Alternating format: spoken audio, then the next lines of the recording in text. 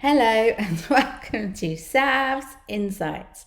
And today I'm going to be talking about how to navigate through the confusion of this world and what we understand, because it can be very, very confusing. And today the insight is around the body, the wisdom of the body versus the addiction of the body, right? So to give you some frame around what I am referring to is you will often hear about the wisdom of the body, right? And you will hear about, like spiritual teachers like Abraham Hicks that tell you that your body is your navigation system and that you have to take the path of least resistance, which I will do a video around tomorrow. And you will hear from other people about the wisdom of the body and understanding that your body is always trying to guide you versus overcoming the body, right?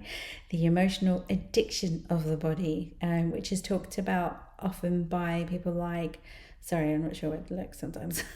Found the camera. Not that it was hard, right? It's just an unconscious habit. So people like Joe Dispenza, who has a lot of meditations, I do quite a lot of them, I think they're amazing, that talk about pulling the energy up and out of the body so you can overcome the body to really engage with the lighter emotions, right? Which is really spirit. It's really, from my perspective, that's really the love of God flowing through you. And then you also have people like Wim Hof that also does similar things but via breathing, right? So that can be confusing because on the one hand you're like, well, the body is my navigation tool, and then on the other hand is you have to overcome the body, and that can sometimes feel, like, oh, like, okay, so which is it? Like, which is it? So I'm going to break it down for you a little bit today, based on my insights from what I've gleaned that I think might help you. So, number one, first thing you need to understand is that your emotional brain is formed before your logical brain.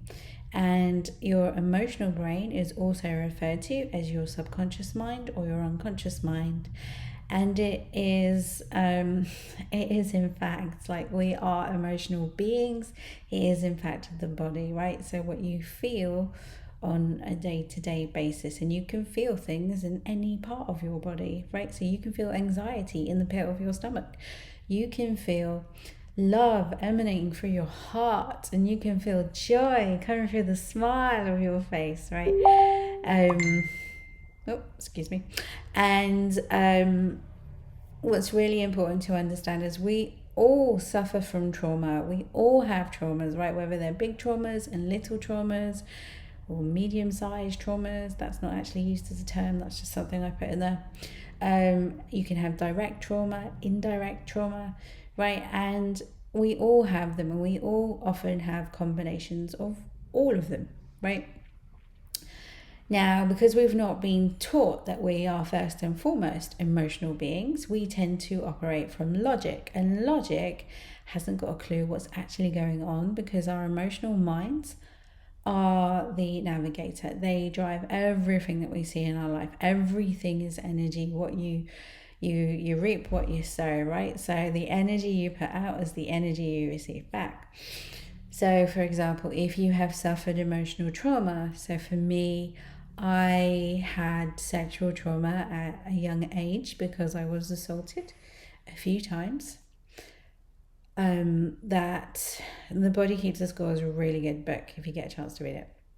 But in a nutshell, that emotion that was stored in my brain and body of shame, guilt, fear, a lot of fear actually, and a lot of shame and a lot of guilt, because my heart, mind, logic wasn't in connection, right? It was something that happened without my permission. And that's really important to understand. Kept firing that emotion for decades. And as a result, I had crippling menstrual pains. I had blood clotting in my womb.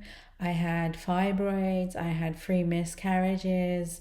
I had a lot of low confidence, and I didn't realize I was attracting kind of similar experiences with that emotion firing. So you see my son's stories in the background.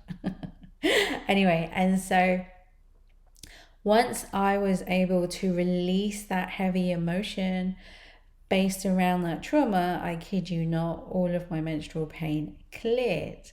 And obviously, I'm still healing aspects, but the tightness in my pelvis has gone. So, if you ever notice that someone who suffers from trauma will often have control issues, right? Will often have some kind of OCD. This is not a bad thing, there's no judgment, but for me, all of that control was held tightly in my pelvis, and I'm sure in many other aspects of my life too. So this is where I would have to use a technique like the Joe Dispenza meditation, or EFT, which I'm qualified in, or EMDR, or IFS, or just breathing, right, via Wim Hof, to understand how to release that heavy emotion, to overcome the body, right, to keep me away from things like emotional eating, which is not good for me, so that I can do things that are good for me, and that I can actually hear the intuition of my body that is telling me that it wants a banana right now, right? Or that it wants to go for a walk, or that it needs rest, or that it wants to push through and climb Mount Everest, right? That's part one of the understanding. Okay, so the second part really is understanding around instinct. So our brains have an amygdala, which is known as the prehistoric mind, right? The prehistoric part of the brain, the almond, I think it's called the almond, the reptilian part of the brain. We can move into reptilian energy if you want, right? And that is actually basically used for survival. So there is wisdom in your body when you feel like you need to act now or do something now, right? Because you're actually in danger. The thing here really is that we don't really live in survival anymore. We just have been conditioned that we live in survival because we don't know how to process our emotions. And so we actually switch on that part of the brain, which keeps our nervous system trip-wired 24/7 around fear of the future, around fearful headlines in the news, around money. Money, I think, has to be the biggest one that I've ever come across in my life. It might be different for other people, but I think money puts the most amount of stress and fear and pressure on people. And at the same time, we're taught that money is evil, and so we live from a place of lack, and it's not true. But I will do another video on that later.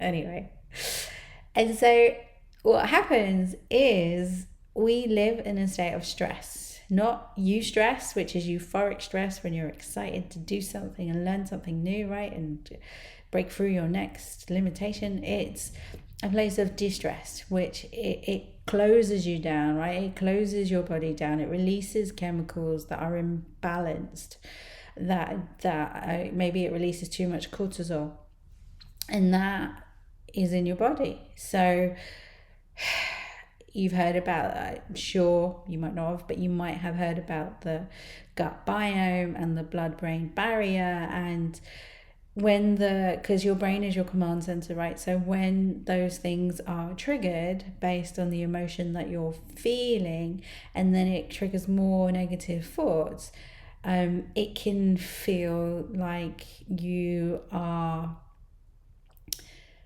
I would say, not in control. Yeah, it does. It definitely feels like you're not in control, which leads you to a cycle of trying to feel in control.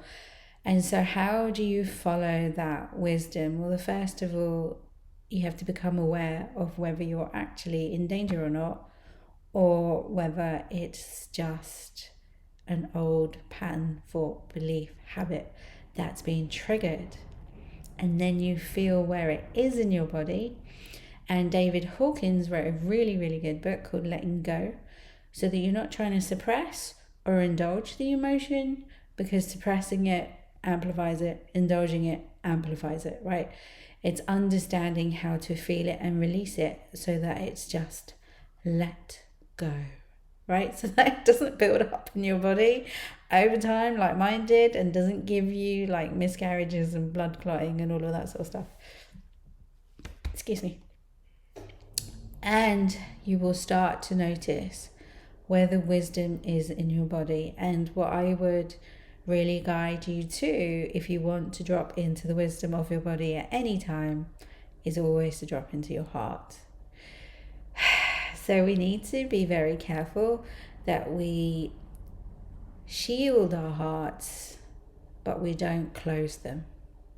Because your heart is like, you know, there have been cases that talk about that you can die from heartbreak and things like that.